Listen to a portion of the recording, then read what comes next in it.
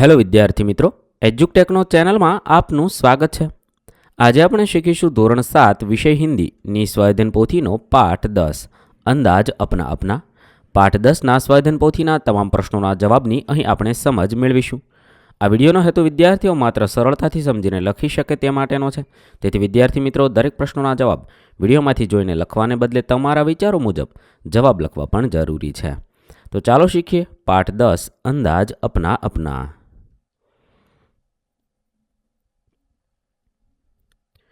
સૌપ્રથમ પ્રશ્ન નંબર 1 અનુમાન લગાવીએ। અહીંયા એક ફકરો આપેલો છે। ફકરો વાંચવાનો છે, સમજવાનો છે અને તેની આગળ આપણે અનુમાન લગાવીને લખવાનું છે। કોઈ પણ 4 અનુમાન લગાવવાના છે। ફકરાને આધારે આપણે અનુમાન લગાવીને લખી શકીએ। बाहर जोर की आंधी आई होगी। वेंटिलेशन से हवा के साथ धूल भी घर में आई होगी। भूकंप का हल्का झटका आया होगा। खिड़की खुली रह गई होगी। दरवाज़ा खुला रह गया होगा। चोर आया होगा और जल्दबाजी में कुछ चुरा कर चला गया होगा। बड़े चूहों ने अंदर घुसकर शरारत की होगी। આવી રીતે તમે કોઈ પણ અનુમાન લગાવી જવાબ લખી શકો છો। ત્યારબાદ બીજો ફકરો છે, પરેશભાઈ કિસાન હે। આ ફકરો વાંચવાનો છે, સમજવાનો છે અને તેના આધારે અનુમાન લગાવી લખવાનું છે। તો લખી શકાય, નલ में पानी बंद हो गया होगा। मटके में दरार होगी। मटके के पैंदे में छेद होगा। मटका ठीक नल के नीचे नहीं रखा होगा। मटके पर गलती से ढक्कन रख दिया होगा। मटका उल्टा रखा होगा। આવી રીતે તમે કોઈ પણ અનુમાન લગાવી જવાબ લખી શકો છો। વિદ્યાર્થી મિત્રો, મેં અહીંયા જે અનુમાન લગાવ્યા છે એ જ અનુમાન લગાવવા જરૂરી નથી। તમે તમને મનગમતા બીજા વાક્ય પણ લખી શકો છો। ત્યારબાદ ત્રીજો ફકરો છે, ઈલાબહેનનો છે। તે વાંચવાનો છે, સમજવાનો છે અને તેના પર દરેક ક્રિયાના બબે અનુમાન લગાવી જવાબ લખવાના છે। પહેલું છે, હંસને કે કારણ। वह कोई हास्य कार्यक्रम देख रही थी जिसमें मज़ेदार दृश्य या संवाद थे, अथवा तो टीवी पर कोई कॉमेडी फिल्म या शो चल रहा था जिससे खूब हंसाया। बीजू है, रोने के कारण। कार्यक्रम का कोई भावुक या दुखद हिस्सा आया होगा जिससे उसकी आंखों में आंसू आ गए। किसी फिल्म या धारावाहिक में किसी पात्र के साथ कुछ दुखद घटना घटी होगी। तीजू है, गंभीर होने के कारण।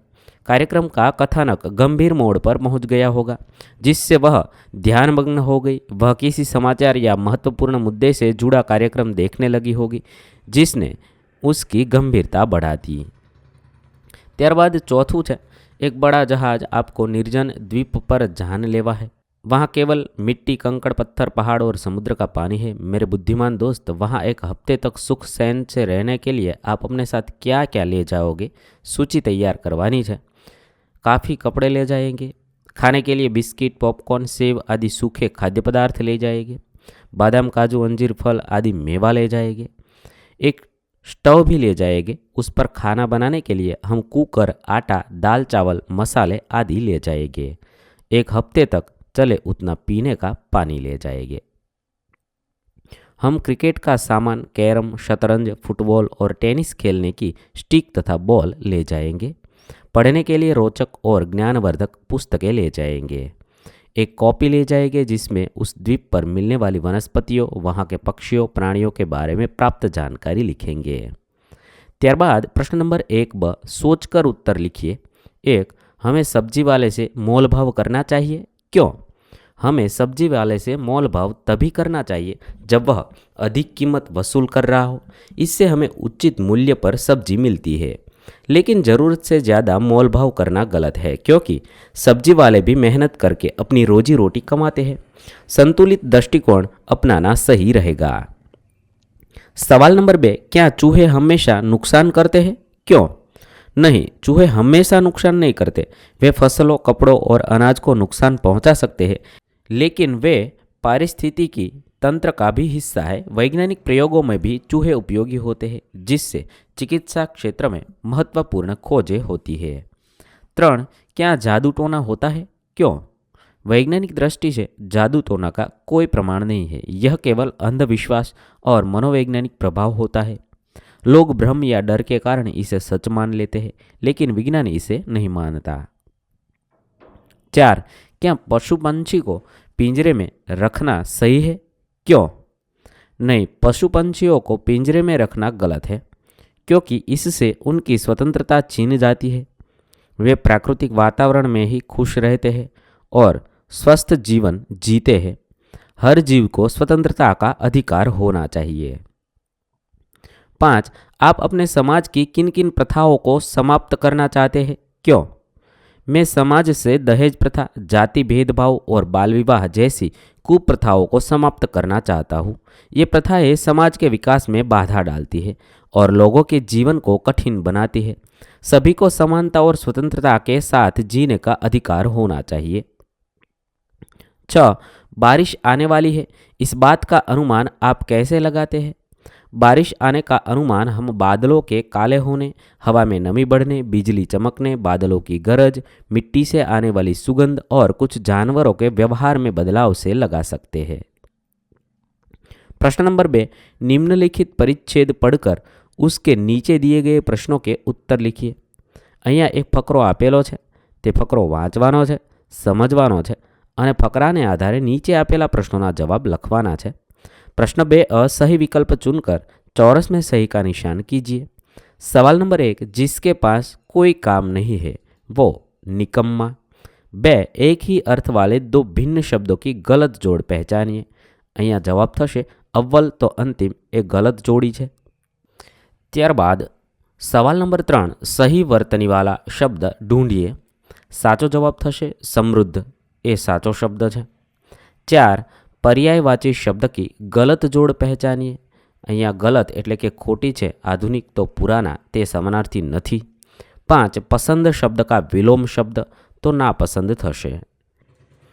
6, भाषाकीय रूप से शुद्ध वाक्य हो उसे पहचानिए। साचो जवाब थशे आत्मनिर्भरता मनुष्य में सच्ची प्रगति की बुनियाद है। 7, तरल पदार्थ को ठोस में परिवर्तित करना तो जमाना। 8, भिन्न शब्द पहचानिए तो स्वजन। ત્યારબાદ प्रश्न नंबर 2 परिच्छेद के आधार पर निम्नलिखित प्रश्नों के उत्तर लिखिए। 1, आत्मनिर्भरता का अर्थ क्या होता है? आत्मनिर्भरता का अर्थ होता है स्वयं पर निर्भर रहना, अपनी आवश्यकताओं को स्वयं पूरा करने में सक्षम होना और दूसरों पर निर्भर न रहना। यह आत्मविश्वास, स्वावलंबन और स्वतंत्रता का प्रतीक है। 2, अपना स्वामित्व जमाना हमें नहीं आता, किस आधार पर कहा जा सकता है? यह तब कहा जा सकता है जब व्यक्ति या समाज आत्मनिर्भर बनने के बजाय दूसरों पर निर्भर रहता है और अपनी संपत्ति या अधिकारों की रक्षा करने में असमर्थ होता है। 3, कैसे लोग देश का उत्थान कर सकते हैं? जो लोग परिश्रमी, ईमानदार, आत्मनिर्भर और राष्ट्र के प्रति समर्पित होते हैं वे देश का उत्थान कर सकते हैं। शिक्षा, स्वावलंबन और देशभक्ति से प्रेरित लोग समाज को आगे ले जाते हैं। 4, मुंह ताकना मुहावरे का अर्थ देकर वाक्य प्रयोग कीजिए। अर्थ है किसी की और सहायता या उत्तर की आशा से देखना। वाक्य थशे परीक्षा के समय बिना तैयारी किए छात्र शिक्षक का मुंह ताक रहे थे। 5, बुरी आदत के लिए कौन से शब्द का प्रयोग किया है? बुरी आदत के लिए दिए गए परिच्छेद में कुटेव शब्द का प्रयोग किया है। 6, इस परिच्छेद के लिए 2 उचित शीर्षक लिखिए। आत्मनिर्भरता का महत्व, स्वावलंबन सफलता की कुंजी। ત્યારબાદ प्रश्न नंबर 3 मानसरोवर शब्द में से उदाहरण के अनुसार विविध शब्द बनाकर वाक्य में प्रयोग कीजिए। અહીંયા તમે જોઈ શકો છો ઉદાહરણ અનુસાર 2 શબ્દ બનાવ્યા છે અને તેના આધારે 2 વાક્ય બનાવ્યા છે।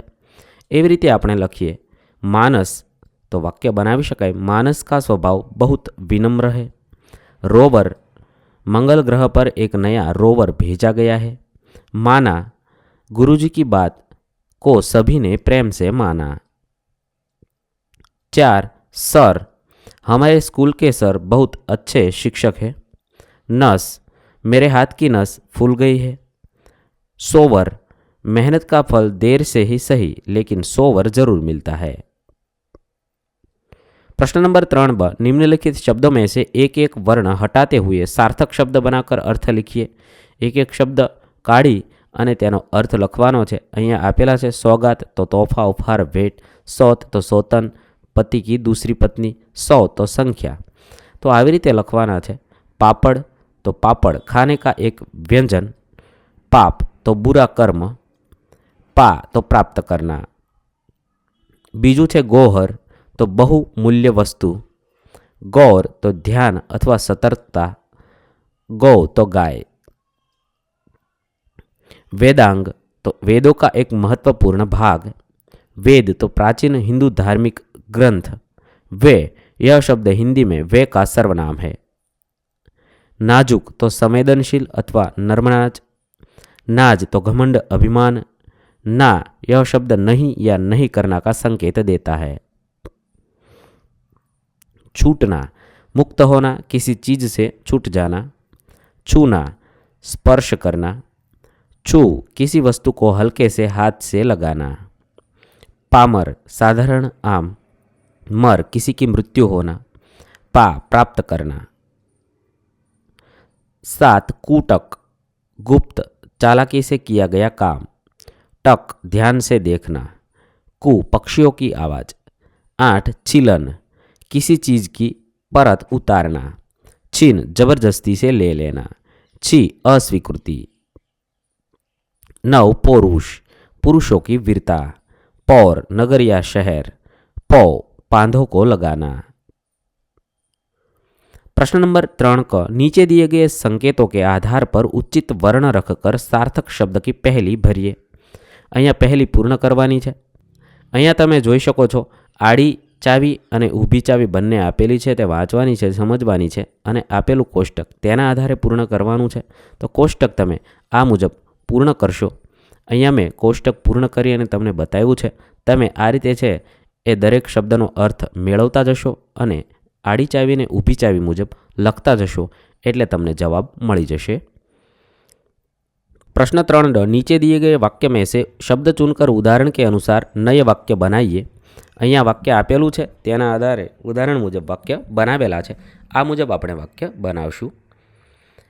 मोहन घर पर है, तोता वृक्ष पर बैठा है, खिड़की खुली है, मोहन ने तोता देखा, घर में खिड़की है, वृक्ष हरा भरा है, तोता उड़ गया, मोहन ने अपने घर की खिड़की खोली। प्रश्न 3 शब्द सीढ़ी पूर्ण कीजिए। अहींया चमकना, नाम, मकरंद, दवे, वेदव्यास, सप, पतरंगा, गांधी आ रीते तमे आपेली शब्दशीड़ी पूर्ण करी शको छो। त्यार पछी बीजू छे तेनी शब्दशीड़ी भारत, तमाशा, शालीन, नसीब, बहादुर, रसना, नाना, नाताल, लड़का, कामदेव, वजन आ मुजब शब्दशीड़ी पूर्ण करशो। त्यार पछी त्रीजी छे स्वतंत्रता, जामुन, नमक, कसरत, तलब, बतक, खबर। प्रश्न नंबर 4 निम्नलिखित परिच्छेद को पढ़िए और रेखांकित शब्दों के लिंग बदलकर परिच्छेद फिर से लिखिए।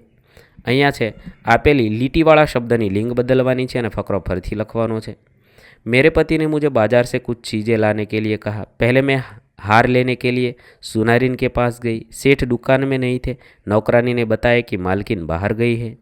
वहाँ से मटका लेने के लिए कुम्हारिन की दुकान पर गई। मटका लेकर चिमटा लेने के लिए लुहारिन की दुकान पर पहुँची। चिमटा लेकर तेल की दुकान पर पहुँची थी कि बारिश शुरू हो गई। मैं भीगती हुई घर घर आ गई। मैंने देखा घर के भीतर एक बड़ी नागिन जा रही थी। तभी मेरे बेटे ने आकर कहा, माताजी उठिए, सुबह हो गई है। आ रीते तमे विरोधी शब्द मूकी अने आपेलो फकरो फरीवार लखशो।